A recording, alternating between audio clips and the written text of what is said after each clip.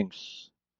Uh, Let us learn about cirrhosis, especially about the pathology and what is important for you at the bedside.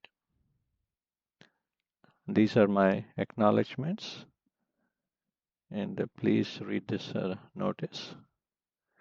So, when you see a patient with cirrhosis, in the past, we required a liver biopsy to demonstrate disturbance in the liver architecture with fibrosis, bridging fibrosis between the portal triads and the central vein, and from portal triad to portal triad, and in the process creating nodules and disturbing the flow of blood inside the liver sinusoids. Here you see the microscopy of cirrhosis of liver.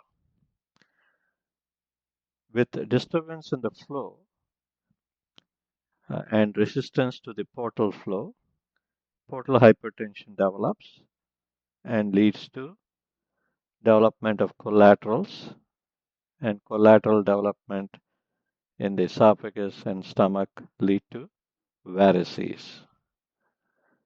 The major problem or complication of cirrhosis is portal hypertension and variceal bleeding. To assess the risk of variceal bleeding, we used to do endoscopy to look for esophageal or gastric varices. So, in the past, we stressed the importance of liver biopsy to make a diagnosis of cirrhosis, and followed by endoscopy to demonstrate varices. Things have changed with our understanding about liver fibrosis and how to assess liver fibrosis. And there are a couple of new concepts that have come along. Instead of talking about cirrhosis, we have recently learned about a concept called compensated advanced chronic liver disease. This is based on clinical features as well as non-invasive testing without the need for liver biopsy. And we will learn about compensated advanced chronic liver disease. And the complication of compensated advanced chronic liver disease is the risk of developing portal hypertension. And how do you assess that without endoscopy? There are ways to do that, or to predict the possibility of significant or clinically significant portal hypertension. So these are two new concepts trying to manage patients with cirrhosis of the liver without the need for going for a liver biopsy, because liver biopsy has complications. Bleeding is a big risk, and patients can die from a major bleed after liver biopsy. And endoscopy is costly, and can we predict whether somebody has varices and do something about them without necessarily putting every patient through an endoscopy? So now, to understand this, let us go back to the basic anatomy of a liver lobule. Here is a liver lobule. You see the portal triads with portal vein as part of the portal triad. Portal triad consists of portal vein, hepatic duct, and hepatic artery branches. And the blood from the portal vein goes through sinusoids to enter the central vein. So when you take this basic structure and looking at the portal vein, sinusoids surrounded by liver cells or liver cords, and this sinusoidal blood entering the central vein. If we magnify that, this is what it looks like. So here is the portal vein. Flow from portal vein goes through the sinusoids and enters the central vein. From central vein, the blood goes up into the branches of the hepatic vein, and from hepatic vein to the inferior vena cava.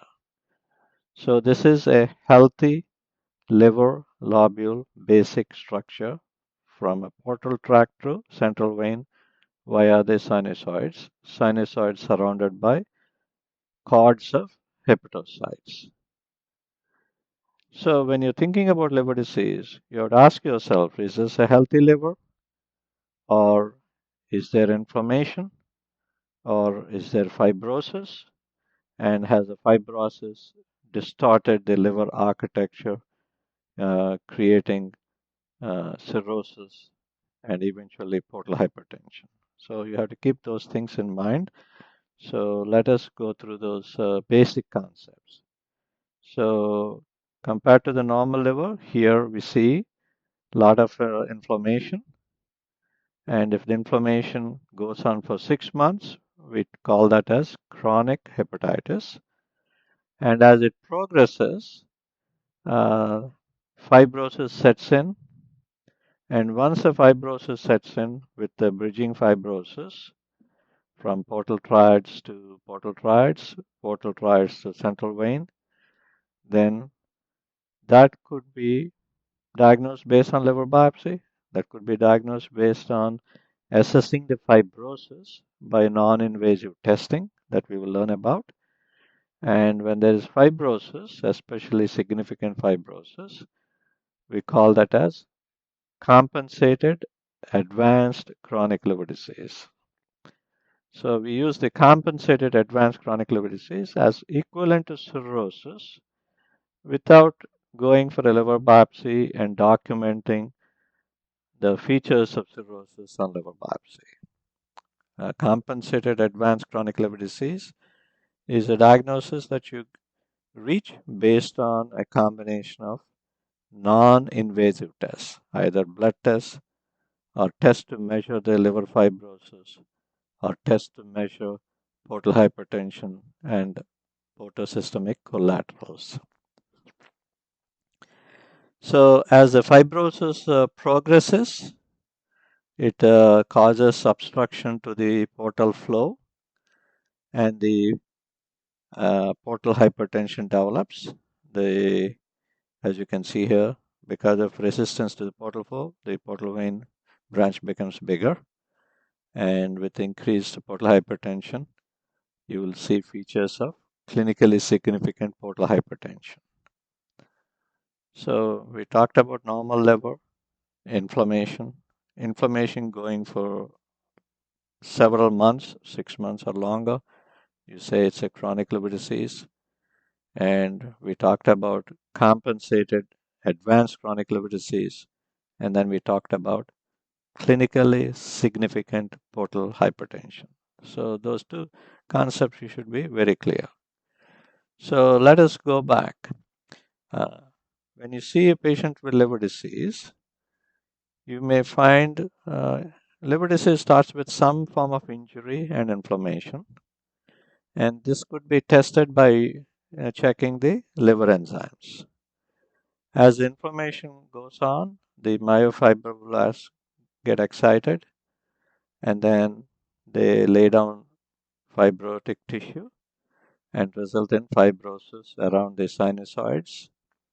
And the fibrosis can go from portal vein to central vein or portal vein to portal vein branches.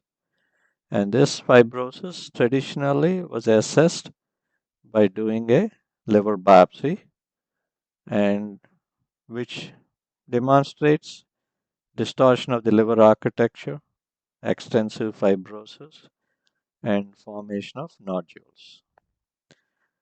As things progress, portal hypertension develops, initially with the resistance to the flow, and then later on setting up of a hyperdynamic circulation and splanchnic vasodilation. and increase further flow, resulting in portal hypertension. Portal hypertension and the consequences of portal hypertension with the formation of portosystemic collaterals, especially around the esophagus and stomach. You can diagnose by doing endoscopy. Endoscopy may show varices. So this figure you should keep in mind. This is what we used to follow. Blood test to figure out inflammation, whether the patient has cirrhosis or not. We used to do liver biopsy. Whether the patient has portosystemic collaterals or not of significance, we used to do endoscopy.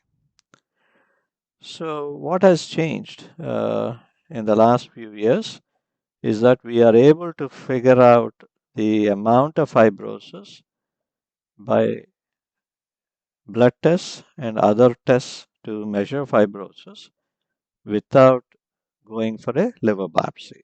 So let us learn about that. So obviously inflammation, we check with enzymes.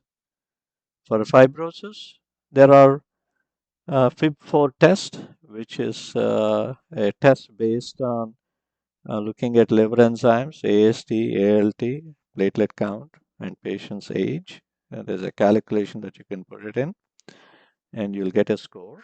And if the score is high, that will tell you that there is fibrosis in the liver. And you can also measure the fibrosis by what is called fibroscan. And this is a fibrosis measuring device. It is almost like sending a signal into the liver to see how that signal is moving. If there is enough fibrosis, it goes down and goes through the liver slowly and gives you a number. So fibroscan. And for portal hypertension, once you have portal hypertension, what happens? The blood from the splenic vein to the portal vein does not get into the liver. So the spleen becomes bigger.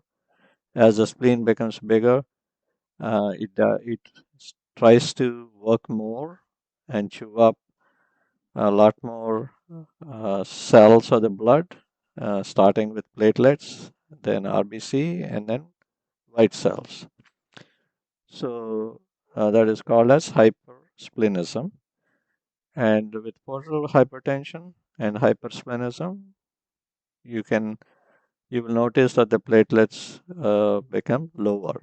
So looking at the platelet, if the platelet count is low, you can think that there is significant portal hypertension, especially in patients with chronic liver disease. You could also look at portal hypertension features by looking at the portal venous system anatomy, looking at the portal venous flow, portal vein diameter, and portosystemic collaterals by doing surface ultrasound of the abdomen. So I hope this is helpful for you. This was based on this beautiful guidance statement from AASLD. I want to thank the authors and thank you.